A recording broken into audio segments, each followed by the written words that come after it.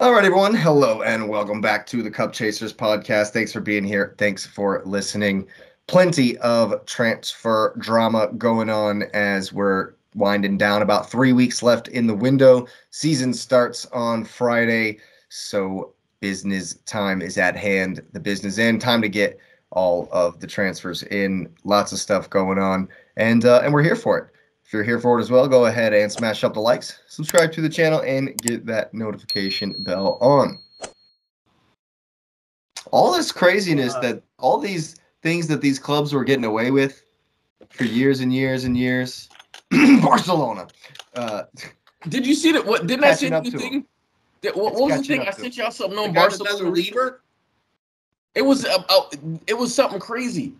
It was about Gundogan. He can't be. Yeah, they can't register. They're not going to register. It was a free transfer. It was free. We'll take him. You come on over. We'll take him. No, somebody got to help me understand one. And hey, you guys know ball, so I really want to hear this. Why are players insisting I gotta play at Barca, knowing they can't even pay you? What? It's the prestige. Prestige, they can't pay you. Look, Barca have been a dumpster fire for 3 straight seasons. Like, how they won the league this year is because Real Madrid were asleep at the wheel. They'll get him registered just like they did with Gavi, because at the last minute when the Spain government wants their money, Barcelona will pay them and they'll get registered. When the Spanish FA wants their money for registering these players and Barcelona can't get it done, they'll find a way to get it done, because Gavi should have left last year because he was unregistered for months. Lever number 47. Well, remember, they bought all those players last year, and they were possibly not going to be able to register Christensen, Koundé, and Kessie, which they ended up selling Kessie to Saudi. Yeah, I don't understand. Why do people want? I don't get it either. There's no attraction there. It's a literal dumpster fire. Also, have they paid Ferran Torres yet? Huh? Have they paid Ferran Torres yet? No, they still haven't paid for him. 40 million still ain't paid for him. This 3 years later. Last I checked, they still owe Coutinho money to Liverpool. Dude. Liverpool's charging interest. Still can spend Coutinho money? Is that what you're telling me right now? Yes, because Barca never paid him, so it's just a blank check. That's how Klopp got Nunez. Oh no! So why Barcelona do even want to do deals with Barcelona? Like, why would anybody even want to mess with them anymore? Because an IOU from them is, backing. it's an IOU from the Spanish government, pretty much. So, which means what? That doesn't mean anything. They'll get it one day. One day. Now the funny when thing did is, Memphis Depay go there? He's gone. It's been Isn't he a while. back in France? He's in France, right? No, he's gone. Oh, he left? I thought he's at Marseille. Gone, yeah, he's definitely gone. I thought we saw him play against Arsenal. No, man, Memphis is gone, man. But yeah, he's at Olympique Lyon. Yeah, I knew he was in France though. Oh, okay. Yeah. So, but I mean, it looks like it. I mean, I'm gonna throw. It's not Chelsea shade, but I'm gonna throw some Chelsea. Actually, shade. He's at Atletico. Is he at Atletico? Okay, that's where it was. I knew he was in Spain. So he's at Atletico, not Barcelona. But I didn't moved to remember. Atletico. I thought he went to Olympique Lyon. I thought he was in France too. He has played for joined in Lyon. He did play for Lyon right before Barcelona. Oh. Yeah. He joined in January. Yeah. I don't. Maybe it was that's when the Felix move to replace him. What's your Yeah. Maybe. Oh, What's so your my Chelsea shade is that, I mean, it basically, if you read any rumors, is basically that Barcelona is just going to sell players to the Saudis like Chelsea did to just clear your books off. Which, I mean, the Saudis are doing one bang up job of like, hey man, we'll pay you $1 billion. Even though there was 2 Saudi teams that got in trouble for the same thing Barcelona did, where they can't pay their players. I'm just trying to figure out where all this money is coming from. Because I agree with Patrick from earlier. It's even more money in transfers. But where is it coming from? I mean, yes, the amount of money one year increases the next because somehow there's more money. I mean, that's how economics, man. TV deals. The transfer market. The transfer market is one big Ponzi scheme. It is. There's not actually any money. Because money is not tangible. It's there's not just, actual. That's why there's more every year. Agreements and contracts, and it's all workarounds. There's no actual money. Well, and it's funny because you mentioned TV money, but that's all fragmented. So there's no one company that can pay you. Like, for example, when I think you brought it up, Patrick, where Peacock is struggling. Like, Peacock is struggling. I mean, so there's no money. They don't have any money, but clearly there's money, right? So it's a giant Ponzi scheme. And I mean, if I'm gonna be honest, I trust oil money, and I trust that mafia money. So I don't have a problem with how Chelsea and City run their business, because guess what? Their money is real. It's sustainable. Somebody's dying. Money. It's always going to be coming in. Barcelona's credit approach to things is blowing up in their face. I'll owe you. Hey, you know what? Let me go get my money that this guy owes me, and then I'll give you that money. And then when the money that the guy that owes that guy comes in and pays his money, then I'll get you your money. Yep, that's what Barcelona's been doing for years. That sounds good. That's it. Which is funny. Did you read the story that Aguero shared about Messi? That he was talking about, like, during it was the Copa America when Aguero was able to play. He said every day, this was before Messi left Barcelona, every day Messi had a Barcelona jersey with him, waiting for them to announce his new deal, and that would have been his last one, and he would have retired.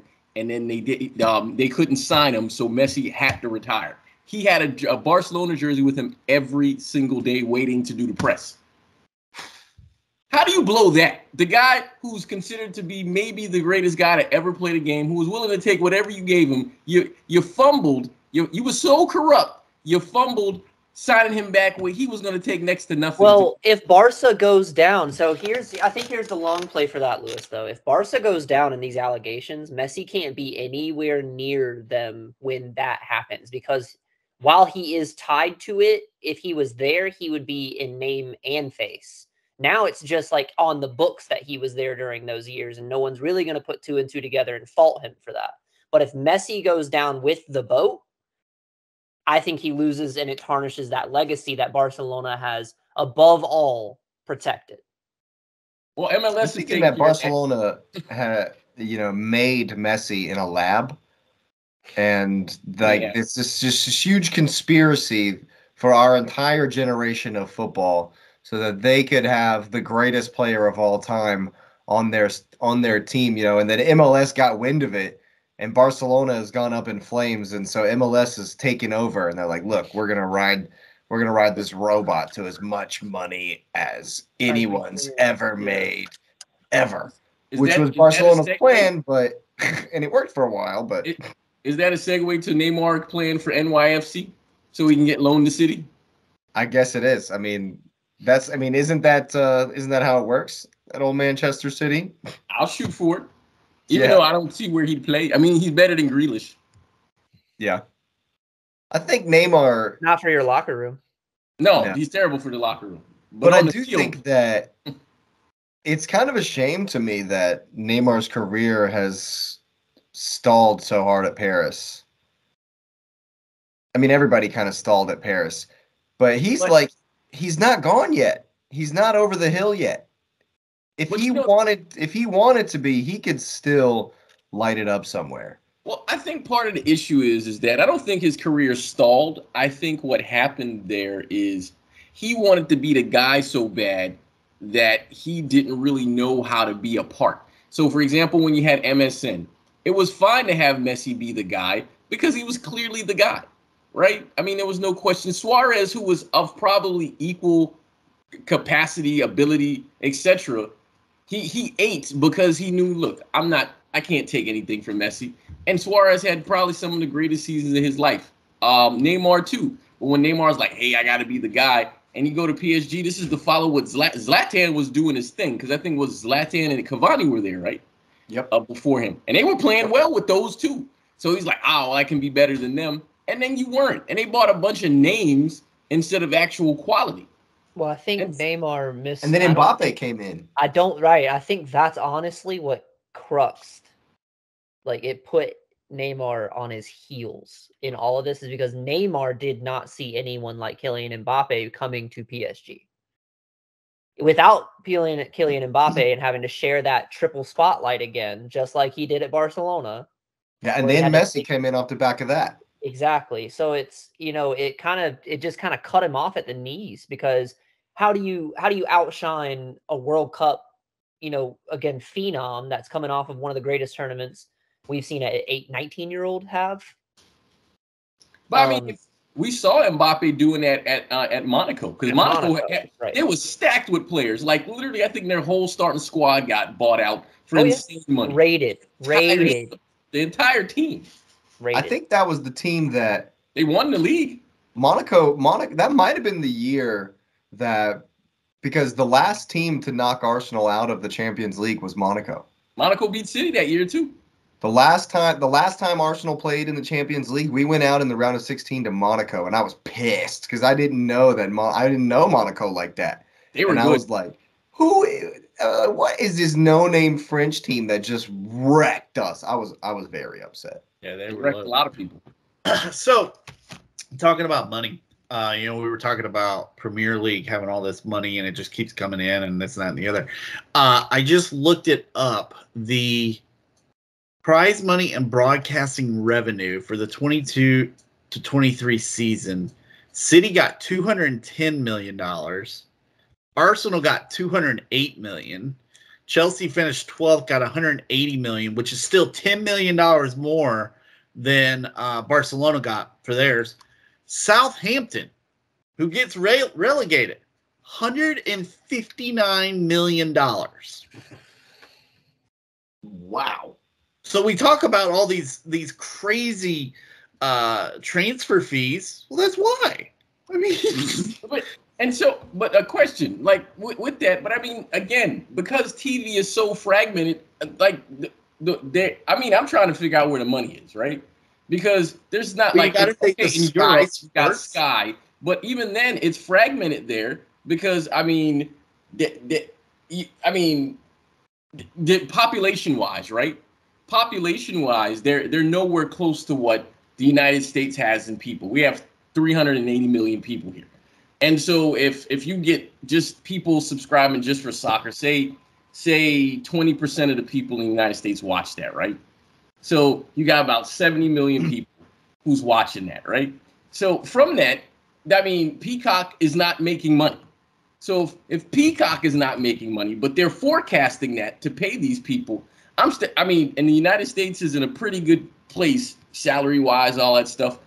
In Europe, they don't do stuff like that. So I'm still trying to add up the money, because if we're saying Sky Sports makes that much money off of if everybody in England paid for Sky Sports, which we know they don't, because they were breaking in houses because you were bootleg streaming, because I know X and Jake, they were coming for you guys. They were going to come across the water to find you.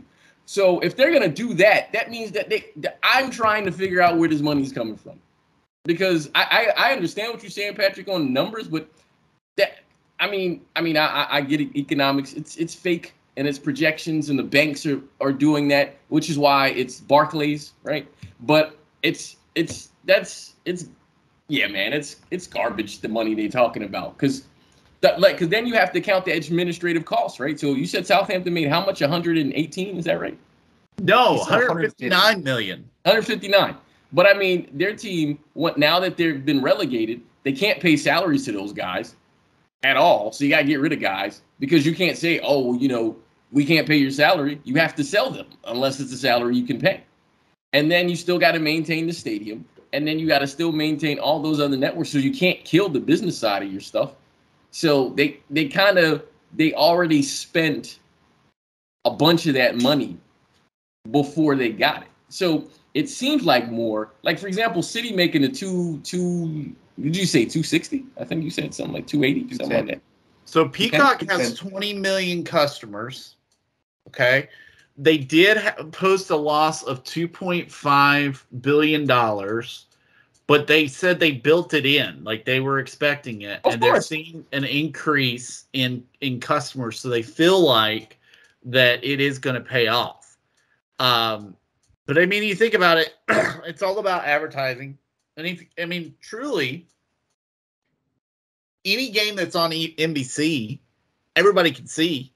You don't have to be subscribed for, so you're getting eyes, and ad revenue from that. I mean, I just looked. Their original $2.7 billion contract ran out, and they renewed. I can't find the number on it. Isn't it like 5 something now? It was like I can't find the number. I keep looking for it, and I haven't been able to find it yet. I think it was almost double, though, wasn't it? I think it was 5 something. It was almost double. Yeah. I think it was pretty huge. But yeah, this is a rabbit hole that I don't think has an end. Which is why Neymar is going to NYFC, and then they're gonna win the real MLS when Messi win the League's Cup. Book it. Hey, I mean, that'd be another huge marketing thing, Neymar versus Messi. That'd be another Brazil versus Argentina. That'd be another thing for the MLS. Miami versus New York. Yeah, North versus South. There you go. Absolutely. I apologize. I'm wrong.